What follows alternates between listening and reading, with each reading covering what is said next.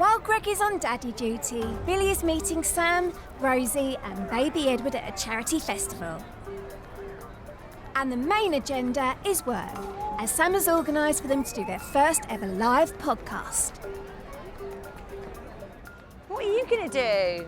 There's loads of things you can do and play with.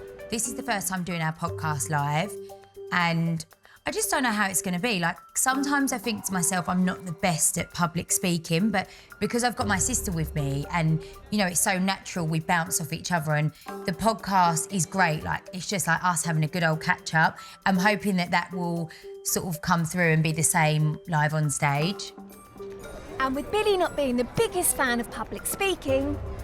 Oh yeah, that's a good idea. Thank you. She looks over the script with Sam and producer Vicky. Billie and I aren't keen on the opening. Usually Samantha and I, we just do our podcast, like we plug in, we do it in our homes, so it feels very relaxed, it's very chilled, and this feels very different to what we normally do.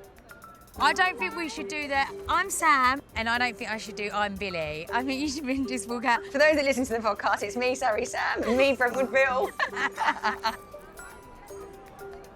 I think today's event is going to be very family orientated. You know, it's all about raising money and awareness for the charity, but I can see that there's a lot of people coming, so I do feel a little bit nervous.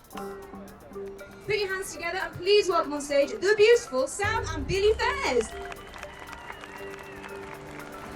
Okay, hello everyone, and welcome to the Sam and Billie Show. A lot of our listeners that write in dilemmas or ask us anything, once we get into it, I know I'll be fine, but it's just that initial, like, introduction part. So moving on to Ask Us Anything, we basically get our listeners to write in and ask us any questions, and we answer them as best as we can. Okay, so what's the funniest story you've ever read about yourself in the press? Mine was I'd had basically a facelift and an eye lift. At age 22. Just to clarify, I haven't had a facelift or an eye lift. But I remember being like, and getting completely shocked, and people really didn't believe. I know. Now we're into the podcast, it's actually flowing really well. Like, it feels really natural. We're bouncing off each other, we're having fun, and I'm actually really enjoying it.